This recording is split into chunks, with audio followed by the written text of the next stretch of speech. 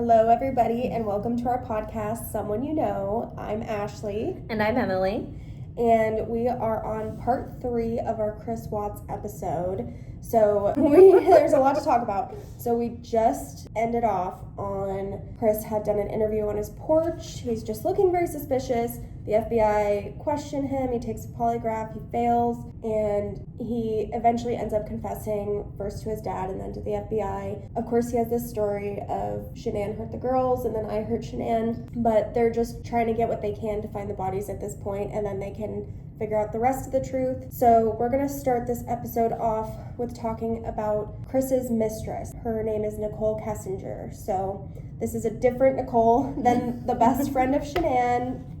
Shanann's best friend was Nicole Atkinson. So Nicole Kessinger is Chris's mistress. She comes forward on August 15th while Chris is being interrogated, and his confession had not become public at that point. So I don't know if she just heard that he was being interviewed or kind of heard through the grapevine or possibly knew some insider things on this. Right. We don't know.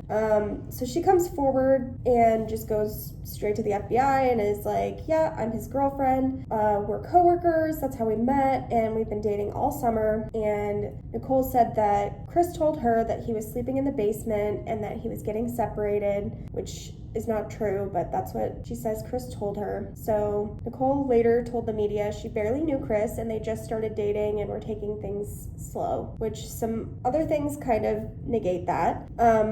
She did delete all of her texts and history right before going to the police, which is very interesting. And she told Chris to delete all of his too. He did not. Yeah, which either way, they can still find it. Right. So in the month before the murders happened, she was searching for wedding dresses for a couple hours on end. And then she also searched things like marrying your mistress. She searched, man I'm having an affair with says that he will leave his wife. So that makes me think that she knew that they weren't actually getting divorced. Mm-hmm. Or maybe she thought he was lying. It's so hard to tell. Right. Well, and Chris said he had like his screensaver on his phone, and then the background on his phone were pictures of Shanann and pictures of the girls. So in this is in prison interviews, he's saying there's no way that Nicole couldn't have known that he was in a relationship, because I guess she also told police she didn't even know he was in a relationship, which is so crazy. She's lied a couple times because she's going back and forth saying, oh, I thought they were getting divorced. Oh, I didn't know you had a family. Right. And also, you know, she says, oh, we've been dating this summer, and then later she tells the media, oh, I barely knew him, but she's looking up wedding dresses. And then I saw that she had looked up his Facebook profile like a year before that, which doesn't mean they were together then, but maybe they had met, you know, like it just seems like her story is kind of flip-flopping. Right. And when she was asked why she deleted things off of her phone, Nicole said, I was just kind of grossed out by him. Mm-hmm. I didn't know what's going on right now. You just lied to me and I don't want to see this come over my phone again, so I removed it. I deleted all his stuff because he lied to me. It was the hurt that made me delete it. So that, again, she could be telling the truth. It could be self-preservation. I don't know. But the day after the murders, Nicole searches Shanann's name and searches for hours for things like, can cops trace text messages, which is very suspicious to me. She also searches Amber Fry and what kind of deal did she get. She searches, did people hate Amber Fry? Did she profit? So Amber Fry is the former mistress of a man named Scott Peterson who murdered his pregnant wife, Lacey Peterson. And Amber was not aware of Lacey when she met or was involved with Scott, and she came forward to police once she became aware that Scott was suspected of the murder of his wife. So very, very similar. Yeah, except Amber Fry is not such a suspicious character like Nicole is. Yeah. We'll have to do Scott and Lacey Peterson at some point. Oh, definitely. We got a list going at this point. Seriously. So Nicole Kessinger has never been charged with any crimes, and shortly after all this happened, she did go into protective custody. I think she changed her name basically off the grid. In their search, investigators found a card written from Chris to Nicole just 2 months before the murders, and it said, "Big things will happen this year. Dreams will come true." Which, that's really chilling. Big things will happen. I'm gonna leave my wife, and then dreams will come true, aka we'll get married, we'll be together forever. Yeah. Well, especially when Nicole had told police in the interview after Chris was arrested that they asked her, do you love Chris? And she said, well, of course I love him, but it would be nice to do all these big life things with somebody who hasn't already done them. And I just feel like this is alluding to that. Right. Yeah. Maybe find someone who's not already married. And that'd be a good start. She's like, it would be nice if my boyfriend didn't have a wife and kids. It's so inconvenient to me. Yeah, so inconvenient. Gosh, everyone can think about the mistress in all this. That'd be great. So, in another note written that month, Chris writes to Nikki and he says, Nikki, wow, where do I even start? The first day I saw you, you took my breath away. The first day I had the guts to talk to you, I got lost in those stunning eyes. I'm having a hard time reading this. It's a little cheesy. He's not a poet. Yeah. The first day we hung out in the park together, I knew I was addicted. The first time we kissed, I knew I had met the most amazing, unique, and electric woman ever. We have had a lot of firsts together, Nikki, and I want to keep having them with you. Ugh. Yeah. Also in the park. What is this, middle school? Right. I guess it's a popular enough fair meetup spot. Like, yeah, I guess where do you go? Right. You can't, especially if like both people are in a relationship. It's like, can't go to this house, can't go to this house. Better go to the park. At the park. Okay. So, in so interviews, romantic. Yeah, so romantic. In interviews with police, she was asked if she minded saying her name, basically Shanann's name. Yeah, she goes, ugh, no, it's Shanann. And then she like kind of rolled her eyes. Like she was disgusted that they were asking her what Shanann's name was. Oh, they were asking her what her name was. Okay. Yeah, like she was offended that she was having to talk about Shanann. Okay. Yeah, so much contempt and malice towards a woman whose life she had been trying to ruin and is now dead. Yeah. Nicole was also delighted to tell police how Shanann controlled Chris and their life, and that Chris had complained about Shanann spending money like crazy and putting their family in a difficult financial situation. I don't know, she just keeps going back and forth between I know nothing to here's some random details. It's just interesting. Right, I know nothing. Actually, I'm obsessed with Shanann and I know lots of things. Yeah, and I'm happy to talk shit, right? Right, that's all me and Chris talk about. So, like we said before, Nicole's phone pinged at a location near the Watts family home the morning of the murders, which is very interesting. It was 25 minutes away from where she lived, and it was not on her route to work or anywhere that she normally would go. Like Emily said earlier, too, there was a old neighbor that would kind of, watch the neighborhood and spotted a truck that matched Nicole's vehicle around that time. So, after the murders, Nicole texted Chris and told him to look up the lyrics to Battery by Metallica, which the lyrics include, cannot kill the battery, cannot kill the family, battery has found me. So, according to handwritten notes obtained by the New York Post in April 2024, Chris described Shanann as a control freak and said that Nicole Kessinger was everything his wife wasn't. He also told fellow prisoner Dylan Tallman that his mistress was, quote, the death of him, which I recently read too, that Dylan Tallman came out with a 3-parter, book or something. Oh, wow. Talking about everything that him and Chris talked about while they were together in jail. I definitely want to read that. So, some people also believe that a woman in a ponytail matching Nicole's description can be seen in the neighbor's camera showing the Watts driveway the morning of the murder. But she's never been charged with anything. It's hard to prove one way or the other. So, it's probably one of those cases where police think that she was a part of it, but they don't have enough evidence to charge her. Exactly. If you and I can find enough evidence that we're yeah, looking suspicious, it's all very suspicious. I'm sure police have way more than we have. Yeah. Yeah. So, at the beginning of the investigation, Chris claimed he was innocent, and when the news about Shanann and the kid's disappearance made the headlines, Nicole realized that Chris lied to her about his alleged divorce. Nicole rushed to contact him, and she later told the Post that he showed little to no concern about the disappearances and said that he seemed off and emotionally unbothered, which is what prompted her to get in touch with the police and the FBI. So she said, "It got to a point that he was telling me so many lies that I eventually told him I do not want to speak with him again until his family is found. With a pregnant woman and 2 children missing, I was going to do anything that I could." So since the interview in 2018, she has not been heard or seen. I think there was one possible sighting of her, but not confirmed. Right.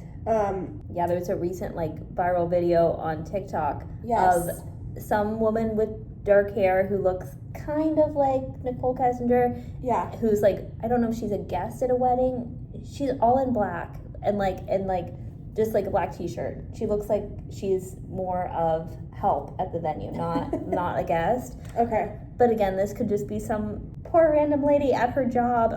That looks just slightly like her. So it might not be Nicole Kessinger at all, but she's kind of melted into the shadows after this all happened. She has gone off the grid. Deliberately tried to stay out of the public eye. Yep. So during the numerous interviews with police, she expressed her concerns about her reputation, and that was because most of the media at that time was calling her a killer's mistress, which, sorry, correct. That's split.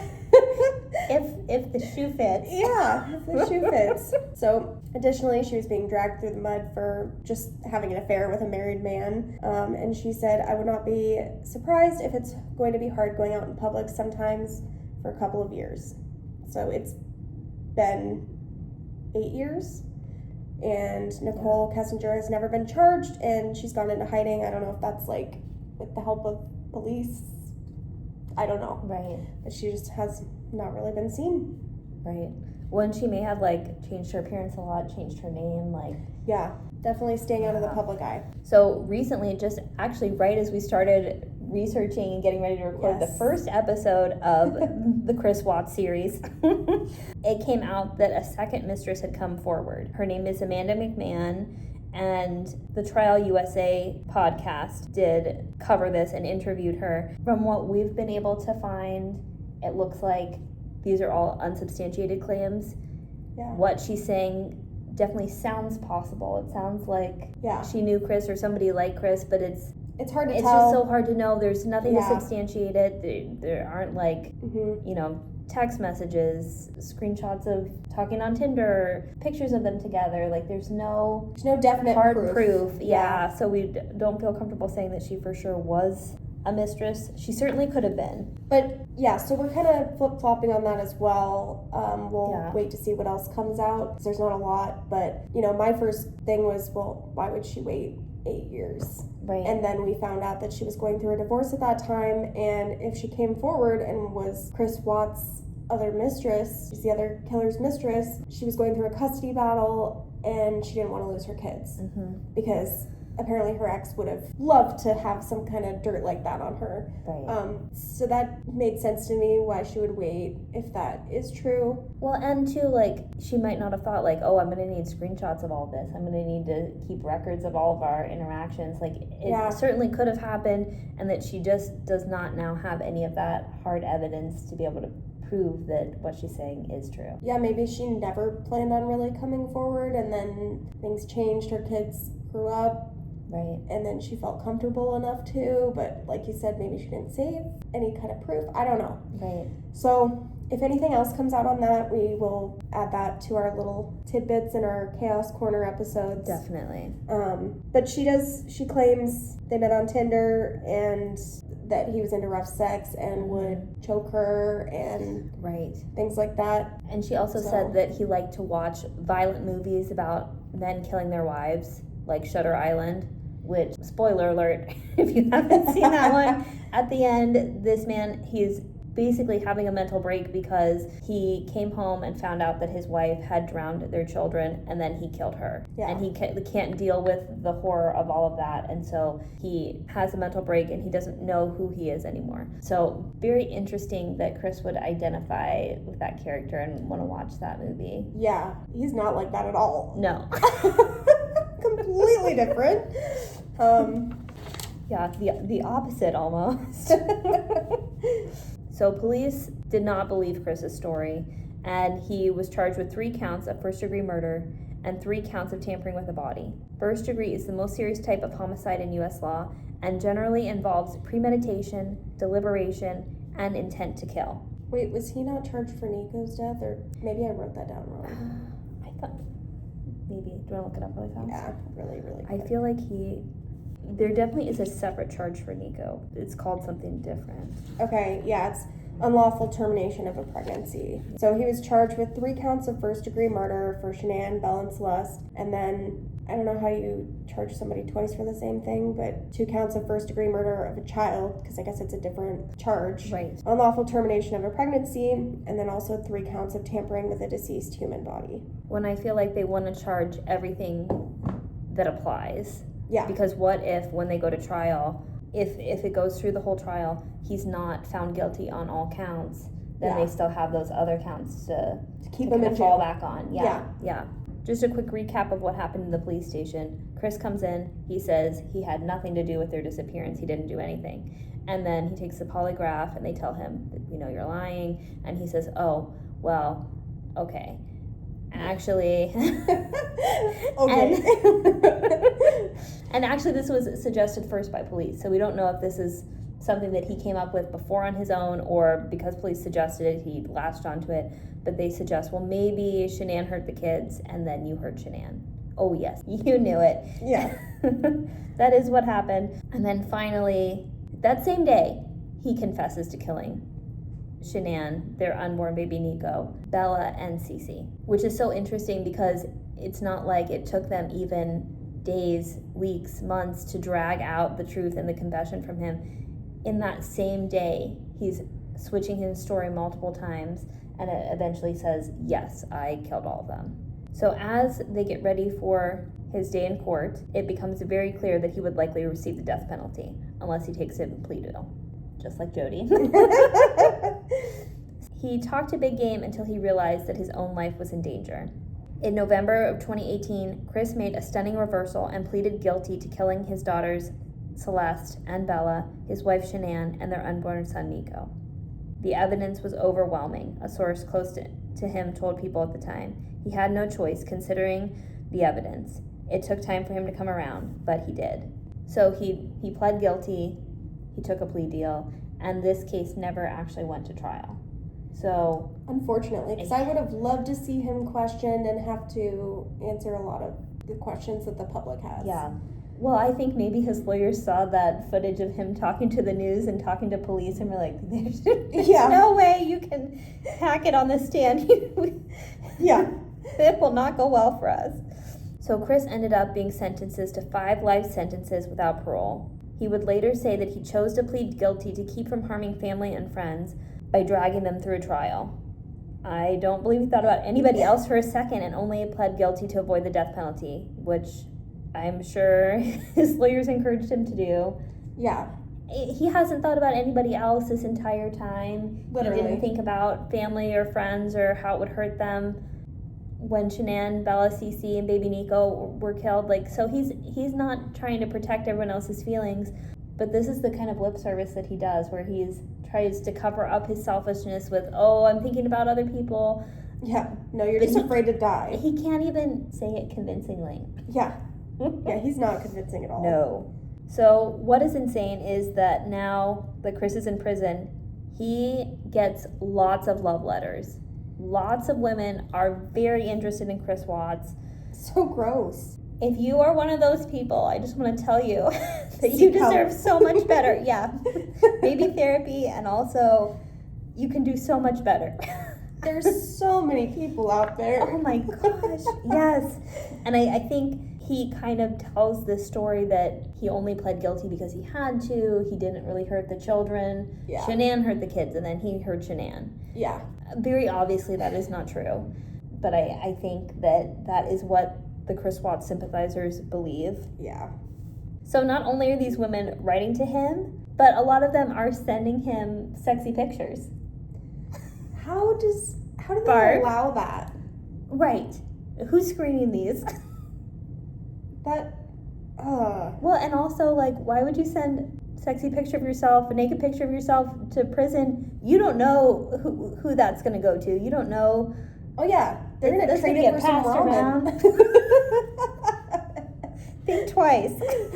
Oh, my gosh.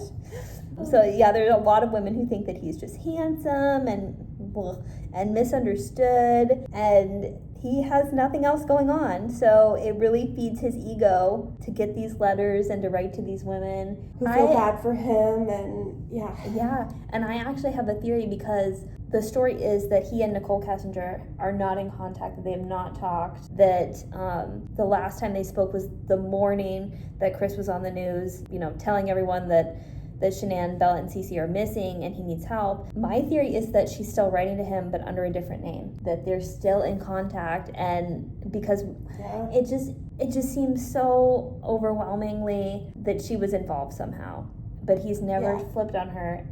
And that's the only way I can explain it, is maybe they're still in contact and that relationship is still going on. Yeah, and so she's convinced him not to tell. Yeah. And that's just such an interesting theory.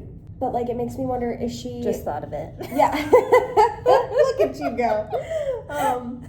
But I don't know if she went into hiding basically by herself, or if she got police help. Right. So if she got police help, well, wouldn't they know her address, or maybe she got a PO box? I don't know. Normally people who go into witness protection, it's for their own safety, because someone's coming after they're them. an informant on the mob, and so somebody in the mob is getting arrested and they need to testify at their trial or something like that. Somebody could hurt them. So she's probably doing it on her own. I would think so, because, you would think public opinion is very against her, but I don't think that anyone is, seeking her out to harm her. Yeah. Yeah, interesting. Yeah. Because if they didn't look too far into these letters, she definitely could be sending some stuff. Right. I wonder if she's in I need to Google. Is she in a relationship now? Or? Maybe they do read his letters, and maybe that's how they know he's getting love letters and getting these pictures, because they're being read and looked at before he even gets his hands on them. Yeah. Which, another reason to think twice. Because she is kind of in hiding. So, right. I don't know, but if we knew anything, is she in a relationship, or is she still quote-unquote single? That would give us some more answers, right? And if she's innocent in all this, then I'm sorry. Yeah. Don't think so, but... It doesn't look very good for you, though. Right. Man. So Chris has not had a great time in prison. When he was in the Denver, Colorado prison, everybody knew who he was and what he had done, and so the other inmates were very angry with him and really wanted to hurt him, and so he was put in solitary, and they were this row of cells where they're all facing the wall, so they can't see each other, but they can hear each other. And we love prison justice. And the other prisoners were telling him basically how they wanted to hurt him, and then also giving him ideas on how he could hurt himself, saying, yes, well, if you tie this to this, you can hang yourself this way, or if you fill your toilet bowl up with water, you can drown yourself in the toilet.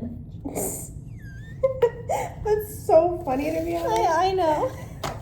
I feel like he kind of deserves that. Definitely. So, and it was interesting hearing him talk about this, because he's very whiny. It's oh, they were so mean to me. Well, they should be mean to you. Yeah, this is jail. It's not supposed to be a fun time. It's not a birthday party. And not only did you kill children, you killed your own children. Yeah. Everyone in jail should hate you. It's one of the worst crimes besides hurting children in other ways. Yeah. In December of 2018, pretty quickly, for security reasons, because of all of this harassment that was going on, Chris was moved to Dodge Correctional Institution in Waupun, Wisconsin. And unfortunately, he likes it there a lot better. Oh my God. I think he is allowed to be in general population there, and he's not receiving threats, and I guess a hit was even out on him in the Colorado prison. Hell yeah. I love to see it. We don't condone any crime. Allegedly. Okay?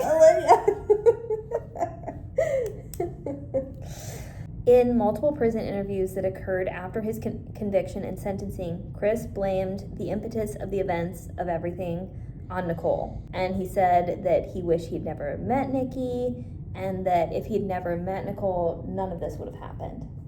So, real quick, I wrote down some quotes that in the past few years have come from jail. So he's become very religious. And faux religious.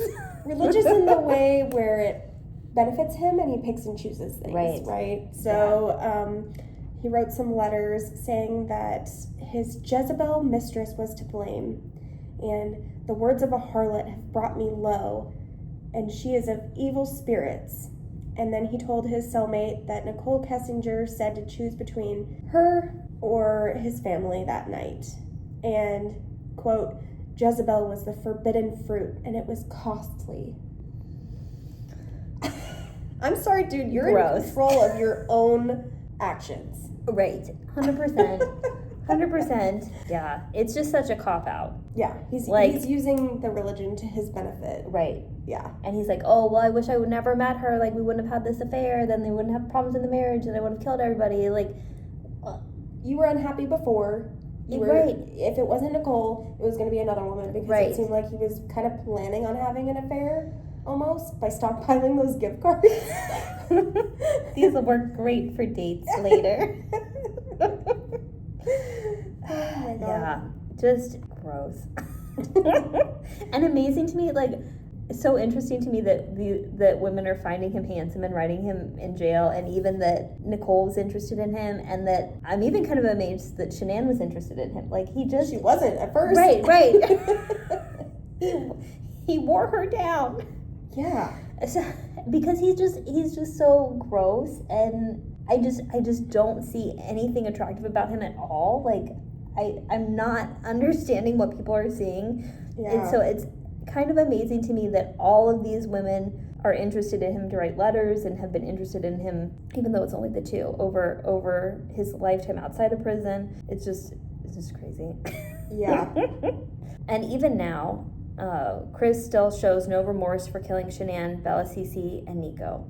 He talks about how sad he is. It's like a lot of whining, a lot of poor me, to gain sympathy. He's again talking to some of the same law enforcement officers that interviewed him originally in those videos at the police station. So they kind of have that rapport, and they fake sympathy for him before, and he's like, oh, great. My friends are here. Absolutely. Oh, I can tell him how everyone's being mean to me and hurting my feelings. Oh my God.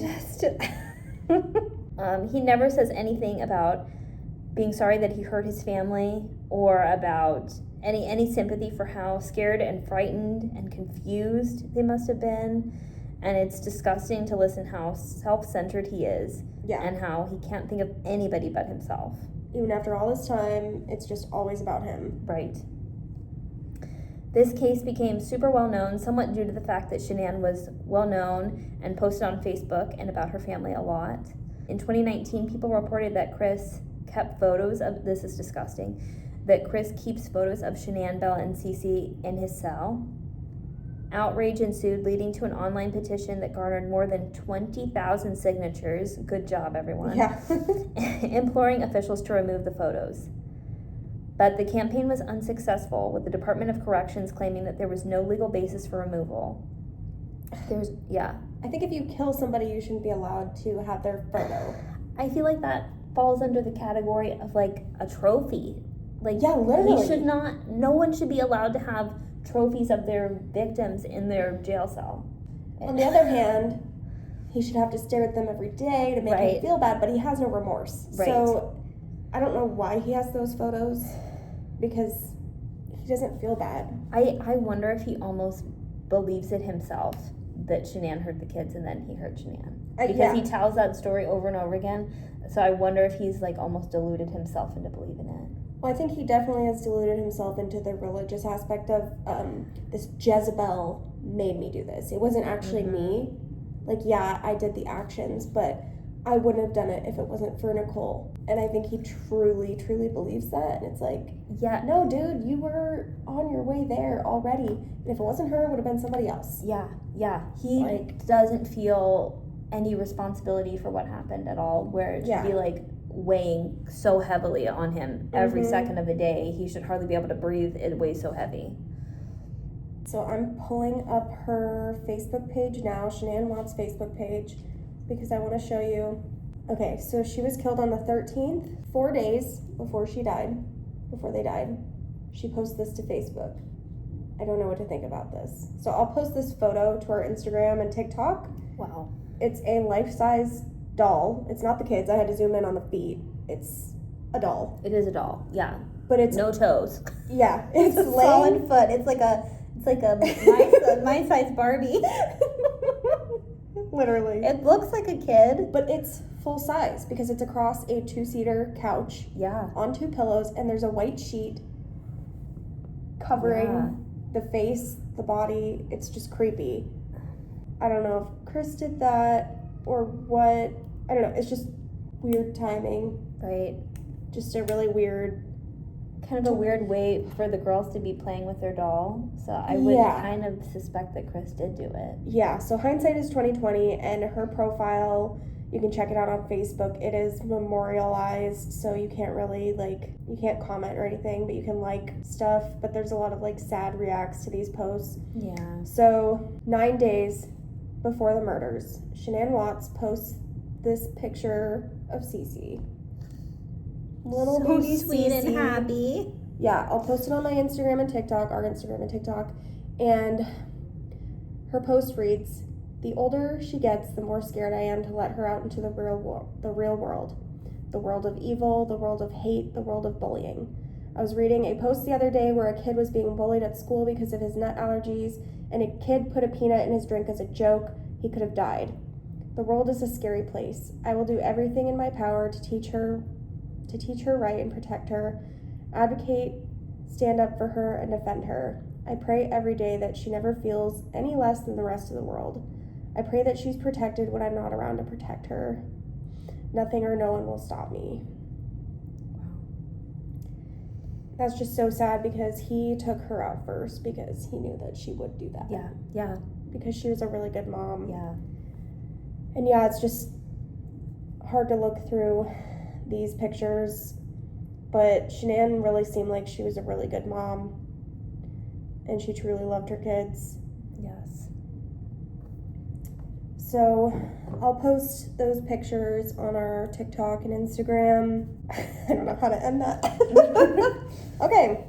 Yeah. So moving on to, we're going to talk a little bit about Chris's family. I haven't seen too much about his dad. Right. So I don't want to automatically lump him with everybody, but he also hasn't publicly spoken out in defense of Shanann or anything. So we know that Chris's mom still hates Shanann, even though she's been murdered by her son. And it's really gross.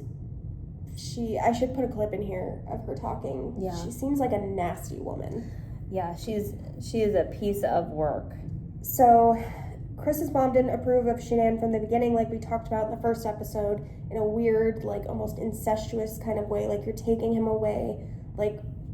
You're still going to be his mom. That doesn't make any sense. Right. So she also felt like Shanann was controlling of Chris and that her personality was too strong and caused Chris to change. But I think what really happened was that Chris's mom was used to being the woman in control, and then that switched to Shanann, and she couldn't handle it. Right. Shanann coming along just interfered with their original family dynamic, and things do change when you get married. Right. What do you expect? But you should want your kids to grow up and find somebody that's wonderful and leave the nest. You don't want them to be stunted forever. Yeah. Unless you're a psycho. Yeah. So that was a little weird, and they literally hated Shanann so much that they didn't go to their wedding, and I don't know, she also seems like she has a dislike for the kids as well in a certain way, especially with Nutgate. Yeah. Not caring if her granddaughter had an allergen that, I don't know how bad her allergy was, but you can die of allergies, and you don't care. I don't understand that. So nut allergies especially seem to be pretty severe. Yeah. And CeCe was just little at the time. Even if it wasn't a severe allergy, she may not have had the language to articulate what was happening to her, what she was feeling in her body. If she did, I feel like you have to be extra careful when they're so little because they can't advocate for themselves. Yeah, they can't be like, "Hello, I'm having an allergic reaction. My throat's itchy." Yeah. Yeah. It seems like Chris's mother, father, and sister seem to be supportive of Chris and talk to him frequently. His mother even said that there's aspects of Chris's confession that she doesn't believe because they don't sound like the son she knows. Right.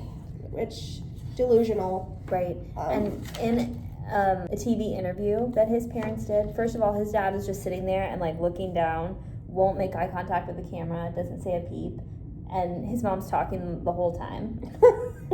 Which makes me wonder if his dad has kind of accepted what his son has done, but can't speak up because his wife is so outspoken and domineering. Yeah. Yeah. And she was saying that she was upset that Chris pled guilty for killing the children. And she said, I didn't want him to plead guilty for the kids. That she was okay with him pleading guilty, which like implies to me, I guess, that she was okay with him pleading guilty for killing Shanann, but not for killing the kids. I think that his parents, at least his mom and his sister, still believe that Shanann killed the kids and that Chris killed Shanann. Yeah. Not really understanding what actually happened, that Chris killed everyone. And that may be like a story that they have to tell themselves. Yeah. To delude themselves. Same with Right. Chris. He has to. Yeah. So in a later prison interview, Chris said that he initially told the story of Shanann killing the girls and then him killing Shanann in retaliation because he knew his family would believe it. And his mother and sister never liked Shanann. Yeah. We don't know a ton about Chris's sister Jamie, but it sounds like she initially struggled to believe that her brother could do something like that. She publicly defended him early on, saying all the shit everyone said, oh, he's quiet and gentle, so he could never do anything like this. Yeah. Which is such a weird defense. Yeah. She's also said since that she loved her brother but did not agree with what he did and has expressed deep grief since then for what her brother has done, unlike his parents, especially his mother. So it's hard to tell because they all have not... The only one who's very outspoken is his mother. Yeah. Who thinks that Shanann deserved to die and she had it coming. Right. And her son could have never killed the kids and it was Shanann's fault that she had to be murdered. Which is fucking stupid. Yeah, insane. Yeah. So, we don't know too much about the husband or his sister. Right. Or the dad and sister. Right. There was at least one visit, must have been in the Colorado prison, because they had like a video conferencing visit system. And so there's this video of Chris and his sister in two different rooms talking to their videos, and she's telling him about a memorial service that the family held, which just is so enraging that they would dare to hold a memorial service for those sweet children. I don't think they were holding a memorial service for Shanann. Yeah. I don't think she was included. Because they believe the lie. Right. And she's telling Chris about how it was such a beautiful day and she's telling about where it is. I guess it was a place that he's also familiar with, and that, think about it this way because it was so beautiful. It's disgusting. And then at one point, I guess they had like a brand new CD player that they'd bought to play music for this event, and the CD player kept skipping. And so they were just laughing and joking. Oh, that must just be CeCe. Ha ha ha. How can you joke like that?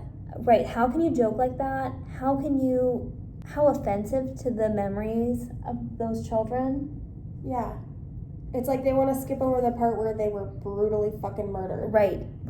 And like, I'm not even connected to them, and I feel like Chris and his family, like none of them have any right to say Shanann's name, to say Bella's name, to say CeCe's name, to say Nico's name. Like, don't even say their names. Don't speak about them unless it's to tell how sorry you are, because... Yeah, they're at least the mom. She's enabling, and that makes me wonder if he grew up being enabled.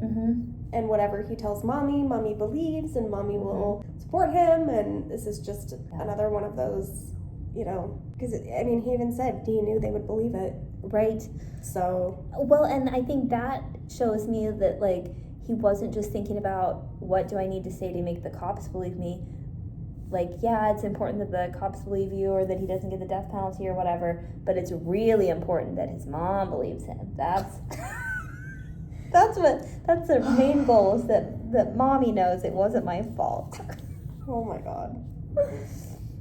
So because Chris Watts is a family annihilator, that kind of like sparked our interest to see what are other family annihilators like. Because I guess my initial thought was that most family annihilators kill the family and then kill themselves. Yes. And so I was surprised that, you know, he didn't kill himself. So what are the statistics for how often do they kill themselves? I was kind of surprised. It's actually about 50%. Only 50% that kill themselves or don't. Yeah. It kind of depends on what you are reading, how they define a family annihilator, like also how many was. members did they have to kill for them to fall into that category. So like the numbers are not always super consistent, but it was a way lower percentage than I was expecting. Yeah, very interesting. Yeah, I kind of, at the end of this, I was kind of going down the rabbit hole of John List. Yeah. Which, crazy story because he got away with it for 18 years. Definitely have to do that one. Yeah. Going on the list. But it kind of reminds me of the same thing. It was to have a blank slate and start fresh. Right. Whereas others, when they kill themselves, it's more like shame, you know, some other things going on. Right. But yeah, it's just very interesting. Yeah, I guess when I normally think about family annihilators, I think about a man who they're having like a financial strain, they don't see a way out of it, and so they kill the family and then kill themselves. Yes. That's like how I would have defined it before. Yeah, and I did see that financial strain was like a huge factor for a lot of them. Yes. But that also makes sense that if it's not a financial strain that they don't feel like they can get out of, then maybe they are looking for a blank slate and that they see murder as this way out. Yeah. Which is insane. Walk away. Yeah. Oh, good. We're in August right now, and apparently August is the most common month in which killers kill their entire family. Which, that is so crazy. That is wild to me. He did it in August. Yeah. And it's like, why? Like, what is the circumstance around that? Like, I don't know. You'd almost think that, like, Christmas time or something. Like, financial strain, like... Maybe financial strain of, like, summer vacations and back to school. Oh, yeah, like the beginning of it's not the beginning of a fiscal year, but it's the beginning of a school year. Yeah. That's very interesting. The end of the summer. Yeah, so interesting. Just a weird fact that we found. Yeah, you wouldn't think that there would be, like, a common month. Yeah. A fair percentage, like we were saying, of family annihilators do commit suicide. Chris did not, and there's no evidence that he ever actually thought about it or attempted to harm himself. He has later claimed that he thought about it many times, including on the morning that he murdered his entire family. Liar. I don't believe a bit of it. He's so whiny and such a complainer and constantly seeking sympathy. I think that's what this is as well. Like, oh, I thought about hurting myself. Yeah, I don't think so. He had a plan. Plan was to move on with somebody new. Right. And like we said, a blank slate. Yeah. So. Yeah. So most family annihilators are employed. Most of them are male. Most of them are in their 30s. And most attributed to a family breakup or financial strain, which we had both here. Yep. The family was breaking up and they were under financial strain. And he was in his 30s, right? Yeah. We want to remember and honor the victims. So Bella liked talking to and rubbing her mother's pregnant stomach to bond with her unborn baby brother, Nico. She was known for being sweet, gentle, and cautious. She wanted to be Elsa when she grew up. I know. How precious is that? And like 2018 was like peak Frozen. Yeah. Oh my God. CeCe liked playing actively, climbing on furniture, and being around other kids. She was known as a high-energy, outgoing, and fearless toddler. Shanann Watts deeply loved being a mother to her daughters, Bella and Celeste, and was very excited about expanding her family with her unborn son, Nico. Shanann also had many close friends, and the determination of her friend Nicole Atkinson is the reason that police were notified almost immediately, and that Bella, CeCe, Shanann, and baby Nico's killer was brought to justice. So I saw in a random clip I saw of Nicole Atkinson being interviewed, and they asked her if she had a message for people, and she said, if you think a friend might be in trouble, don't hesitate to reach out. There's a clip of Shanann, she posted on Facebook a lot, and she says, we're not promised tomorrow, we're not promised anything, but to be able to enjoy our children, every crazy moment, it can be super crazy. I'm not gonna lie, my kids are crazy, but I love them. I don't even know how to. Well, and just so sad for the family members that are still left, for Shanann's parents and her brother, just thinking about, you know, how they missed out on watching these 3 little kids grow up and who they could be now. And seemed like such sweet little girls, and Nico didn't even get a chance. Right. Like, Shanann's life was cut short, but these girls, they barely even got a chance to be here. Right. It's just so fucked up, and Chris is exactly where he needs to be, being bullied in jail. Yeah. And told how to kill himself, and Yeah, keep up the bullying. Yeah. Allegedly. Allegedly. Before we end, we do want to provide some resources. If you or someone you know is experiencing domestic violence, stalking, or harassment, there are organizations that can help. If you're in the United States, you can call or text the National Domestic Violence Hotline at 800-799-SAFE. That's 800-799-7233. We'll include those links in the show notes and on our Instagram, where you can follow us at Someone You Know Podcast, also on TikTok. And YouTube. That's right. All the places at Someone You Know Podcast. Yep. You can also email us with case suggestions at someoneyouKnowPodcast@gmail.com. And remember to Stay safe, trust your instincts, and remember, it could be someone you know.